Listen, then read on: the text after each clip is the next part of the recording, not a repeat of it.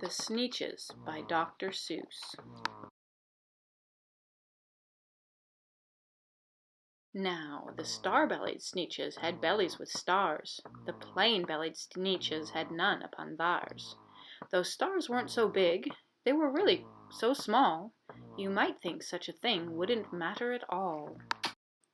But, because they had stars, all the star-bellied Sneeches would brag, "We're the best kind of Sneech on the beaches." With their snoots in the air, they would sniff and they'd snort, "We'll have nothing to do with the plain-bellied sort." And whenever they met some, when they were out walking, they'd hike right on past them without even talking. When the star-belly children went out to play ball, could a plain belly get in the game? Not at all. You only could play if your bellies had stars, and the plain-belly children had none upon theirs. When the star-belly Sneeches had frankfurter roasts, or picnics, or parties, or marshmallow toasts, they never invited the plain-belly Sneeches. They left them out cold in the dark of the beaches. They kept them away, never let them come near, and that's how they treated them year after year.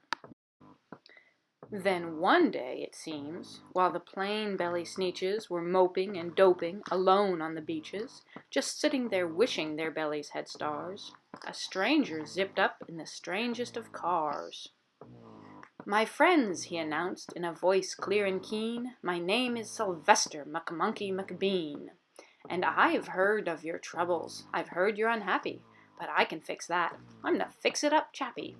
I've come here to help you. I have what you need.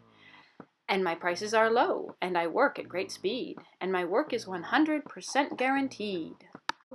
Then quickly Sylvester McMonkey McBean put together a very peculiar machine, and he said, "You want stars like a star-belly Sneech? My friends, you can have them for $3 each.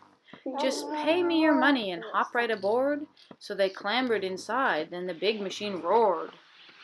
And it clonked, and it bonked, and it jerked, and it burked. It bopped them about. But the thing really worked. When the plain-belly Sneeches popped out, they had stars. They actually did. They had stars upon theirs. Then they yelled at the ones who had stars at the start, "We're exactly like you. You can't tell us apart. We're all just the same now, you snooty old smarties, and now we can go to your frankfurter parties."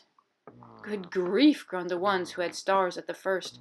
"We're still the best Sneeches, and they are the worst.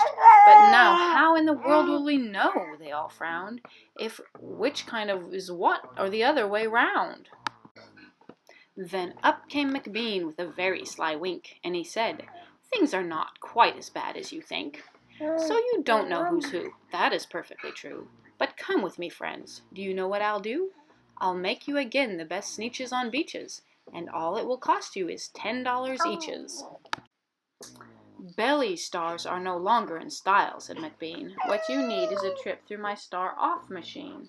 This wondrous contraption will take off your stars, so you won't look like the Sneeches who have them on theirs." And that handy machine, working very precisely, removed all the stars from their tummies quite nicely. Then, with snoots in the air, they paraded about, and they opened their beaks, and they let out a shout. "We know who is who. Now, there isn't a doubt. The best kind of Sneeches are Sneeches without."